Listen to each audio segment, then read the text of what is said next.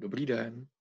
Chtěl bych vás pozvat na hraní online partií na serveru Chess.com. Myslím si, že to není nijak složitý, ale samozřejmě úplní začátečníci možná v tom trošičku tápou. A my v našem klubu v čase, kdy vlastně teďka není možný chodit hrát normální turnaje, tak jsme se rozhodli, že budeme pořádat turnaje takový cvičný vlastně hlavně pro děti, ale samozřejmě i pro dospělí, pro kohokoliv. A udělaný je to tak, že vlastně ty lidé, kteří v tom turnaji chtějí hrát, tak se musí stát členy klubu. A v ten klub je potom vlastně zve, je to takový online klub. Takže jakým způsobem se dostat na ten server, pokud si chcete zahrát? Ten server Chess.com je jeden z několika serverů, který umožňují hraní online šachu, ale existují servery na všechny možné hry. Tady konec konců tenhle server, tam je možný hrát i různý odklony, mutace od těch šachů, nejenom úplně normální klasický šachy. Takže první, co potřebujete, je se na ten server registrovat. Potřebujete na to mít nějakou e-mailovou adresu, kde vlastně potvrdíte tím, že vám pošlou oni na ní heslo a přístupový data, tak potvrdíte, že nejste nějaký robot a jenom nezaplavujete prostě ten jejich server nějakými nesmyslnými přihláškami. Každý hráč, který se tam nahlásí, by měl mít jeden svůj účet a neregistrovat se tam několikrát. Takže co udělat, když se chceme zaregistrovat? Tady vidíte tu stránku toho Chess.com. Na začátku je v angličtině, jakmile se zaregistrujete, tak oni poznají vlastně, že jste z České republiky a budete tam mít češtinu. Tady máte login, to znamená, pokud už budete znát svoje jméno a heslo, tak se tam přihlásíte, ale první, co musíte udělat, je zde vlastně vymyslet si pro sebe jméno. To jméno může být nějaká přezdívka, může to být nějaká zkratka vašeho jména, může to být třeba křestní jméno s nějakým číslem a podobně. Takže to vyplníte sem, tady vyplníme nějakého nového hráče.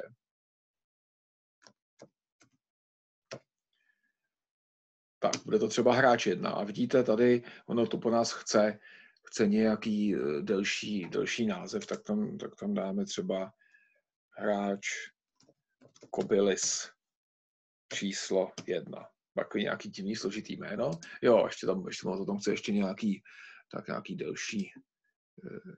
Jo, no to asi neuděláte, tak to uděláme takhle.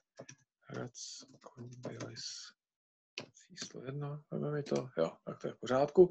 Jinak tadyhle mi to nabízí samozřejmě moje údaje, když se přihlašuju, tohle by byl jakoby nějaký nový hráč, nebude to chtít asi háčky, čárky, to je jasný. Tady napíšete e-mail a tady potom si vymyslíte heslo, který tam napíšete. Můžete použít nějaký bezpečný, nebo tam vymyslíte vlastní, zase vás to bude nějak hlídat. Až tohle všechno uděláte, tak tady potvrdíte, že se chcete přihlásit a ještě tady si můžete zvolit, na jaké šachové úrovni jste. Pokud už třeba rok chodíte do nějakého kroužku, tak si tady můžete dát klidně začátečníka a ne úplnýho nováčka. Tak já se tady jako registrovat nebudu, protože bych vlastně ze stejného počítače dělal další účet a je to zbytečný, ale myslím si, že to není problém. Samozřejmě potřebujete poslat to na nějaký e-mail, takže pokud nemáte e-mail, tak musíte požádat někoho, kdo ho má, nebo si takový e-mail založit. Pokud nemáte ten věk, tak si musíte požádat rodiče, aby za vás teda vlastně přijali tu registraci. Tak, pokud uděláte registraci, na e-mail vám přijdou ty údaje a vy se poprvé zaregistrujete. Pokud už je máte, tak tady máte login. A tady vlastně použijete svoje heslo, teda svoje jméno, nějakou přezdívku, kterou tam máte, to samozřejmě byste měli znát. A tady mi automaticky se mi tam nacpalo heslo, protože si ho nechci pamatovat, jak mám uložený v počítači. No a nahlásíte se dovnitř. Tak, teď se vám objeví hlavní stránka, kde máte nějaký svůj profil a nabízí se vám tady různé věci. Máte tady tlačítko hrát. Tak to bude asi takový zásadní, další důležitá věc, když chcete prostě hrát. Jo? Už jste v tom a chcete hrát. Tak jak budeme hrát? Normálně kliknete na to hrát. A teď se vám zase nabídne, jak různě je možné hrát. Vy můžete hrát s počítačem cvičné partie, můžete si pozvat přátele, pokud už ty přátelé na tom serveru jsou, tak můžete si je najít a hrát s nimi. Můžete hrát jednoduše online, když tady dám online, tak uvidíme, jestli mě to tam teďka pustí. Jo. Tak teďka tady píšou, že bohužel kapacita serveru je momentálně vyčerpaná, takže to nepůjde, ale kdyby to tam šlo, tak si tam můžu vybrat typ hry a tak dál. To, myslím, není těžký vymyslet. Jsou tady také úlohy. Jo, takže hraní zatím přeskočíme, můžeme se podívat na ty úlohy. Úlohy nám to může dávat kdykoliv. Pokud máte verzi zadarmo, tak každý den můžete vyřešit několik úloh. Kliknete si a máte tady různé typy úloh. Jo? Takže dáte si úlohy a ono vám to potom bude i počítat. Tady vidíte, že vám to počítá vlastně, jakou máte výkonnost a máte tady nějakou pozici, ve které máte uhádnout nejlepší tah.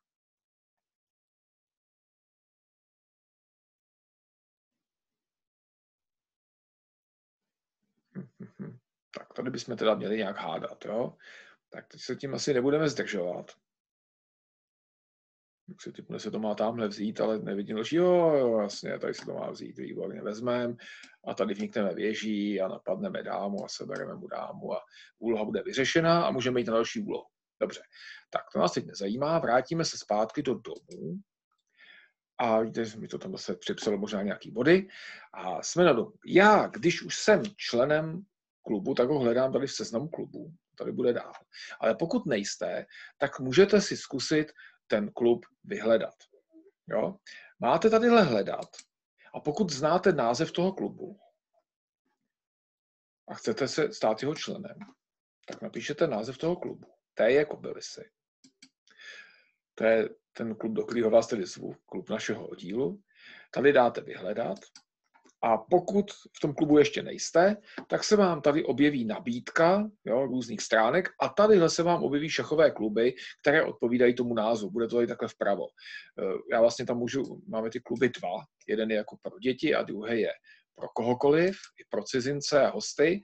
Takže tady vidíte, jeden se jmenuje T.J. Kobylisy, to je náš jakoby vyloženě pro členy a pro děti, a tady jsou bleskové kobylisy, kam se může hlásit kdokoliv, kdykoliv.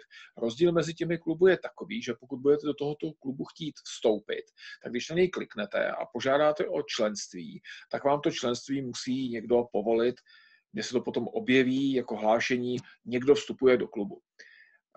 Ještě jedna věc, když se tam registrujete na začátku, tak vám to umožňuje dát tam svoje celé jméno a samozřejmě tu přezdívku.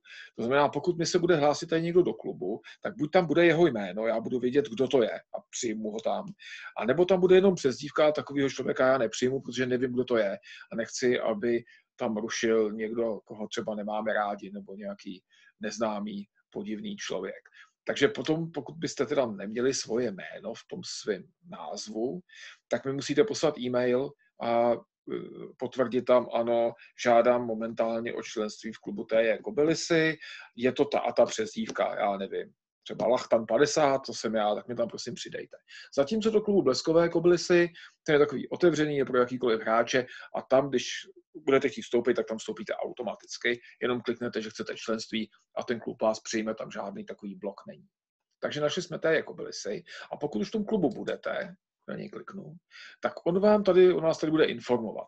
Za prvé jsou tady různé zprávy, takže třeba tady se píše, že rapidový turnaj, který byl 7.12., je na tomhletom odkazu, protože není pořádán tímhletím klubem T.J. Kobylisy, ale jiným, takže když na tenhle ten odkaz potom klikneme, tak se dostaneme na ten turnaj. Tento turnaj ovšem už je odehrán. Jo. Tak. No a tadyhle v nadcházejících událostech vidíte, co ten klub pořádá v nejbližší době. Víte, že za 7 hodin a 30 minut by se měl uskutečnit turnaj švýcarským systémem. 7 hodin, to je v noci, ne? To budu muset se na to kouknout, to je nějaký divný. Kobyliský turnaj 11. No já se pak na to kouknu, jestli tam není nějaká chyba. Jo, tak teď mě to nepustí nic zpátky. No, tak v každém případě uvidíte na tu událost, která se blíží, se tam nemůže dostat, takže uvidíme tam ten turnaj a pokud už je to těsně před tím, což je, prosím vás, hodina před zahájením turnaje, tak je možný do toho turnaje se přihlásit. Zatím to nejde. Zatím to tady prostě jen tak visí a nic se neděje.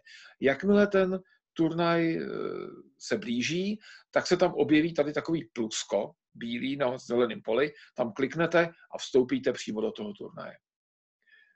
No, to jsou, myslím, že takové hlavní věci, které když zvládnete, tak se do turnaje dostanete. Ještě k těm turnajům, jak ten turnaj probíhá, závisí i na tom, kolik se přihlásí lidí. Takže bohužel, když se přihlásí hodně málo lidí, tak tam vzniknou určité problémy, protože turnaj je hraný na nějaký počet kol a pokud vlastně těch hráčů je lichý počet, tak v některém tom kole někdo stojí a navíc hrozí to, když těch hráčů je opravdu hodně málo, tak ten server Českom to úplně zruší a ten turnaj zastaví a turnaj se nehraje. Pokud je tam nějaký počet hráčů, tak on třeba zkrátí počet kol. Jo? Takže turnaj by se měl hrát třeba normálně na 5 kol tam dáváme, ale pokud těch hráčů se sejde třeba 6-7, tak ty kola jsou 4 nebo jenom 3 a bohužel jednou se nám stalo, že turnaj byl jenom jednokolový, že bylo tak málo lidí. To je potřeba prostě si zkusit a hlídat si to. Tak tady máme ještě bleskové kobylisy, předvedu. Tady, když už v tom klubu budete, tak můžete ho i různě prohledávat. Vidíte, kdo jsou administrátoři a tadyhle vidíme třeba, jaký byly odehraný turnaje, jaký jsou tam členové, jaký je žebříček těch členů, kdo má nejvyšší ratingy a podobně. A můžete tam potom samozřejmě vidět i sebe. To jsem vlastně neřekl, samozřejmě tady na tom serveru se počítá takový výkonnostní rating ELO, ale tedy v tom online šachu. Neplatí to jako normální rating, to znamená, i ty čísla vycházejí trošku jinak. Normální ratingy v České republice začínají na čísle 1000, ovšem tady to tak není, tady můžete klidně prohrávat a dostat se třeba na 0. Jo, takže je tam úplně jiný rozpětí těch čísel, takže z toho, pokud už třeba ELO nějaký máte, nebo jste setkali se s někým, kdo má ELO, tak tady to ELO je trošku jiný na tom serveru. Tak kdybyste chtěli nějakou pomoc ode mě, tak samozřejmě můžete se mi ozvat třeba na mail, takhle vám ho napíšu.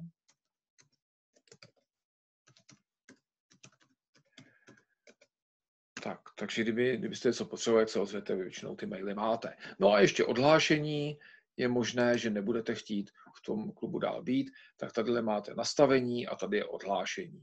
Jo? Jinak tady vidíte, že tady obrovské množství nastavení, můžete si přestavět, jak bude vypadat vaše šachovnice a veškerá nastavení, různý motivy, barev a tak dále. Ale to myslím není úplně důležitý. Důležitý je, že se tam pak objeví ta šachovnice a já bych vám ji strašně rád ukázal, jak ta šachovnice vypadá. Ale ta šachovnice mrška se mi tady dneska neobjeví kvůli předspanosti. A už tam je. Takhle vypadá šachovnice, tady jste vždycky vy na této straně, tady je protihráč a taháte prostě figurkama, takže na ní kliknete a posunete, pustíte. Server vám nedovolí udělat tak proti pravidlům, takže za vás hlídá, jestli jste v šachu, nebo jestli máte vazbu a pokud vezmete figurku, kterou hrát nejde, tak ona se vám bude pořád vracet na to samé místo, tak se neděste, zjistěte, proč s ní třeba nejde hrát. Takže vlastně nás to učí i šachy. Je tam samozřejmě i nějaká verze výuky pro úplný začátečníky, takže pokud jste začátečníci nebo třeba máte kolem sebe nějakého začátečníka, tak ho můžete učit přes ten server. Tak to by bylo ode mě dneska vše a děkuji vám za pozornost.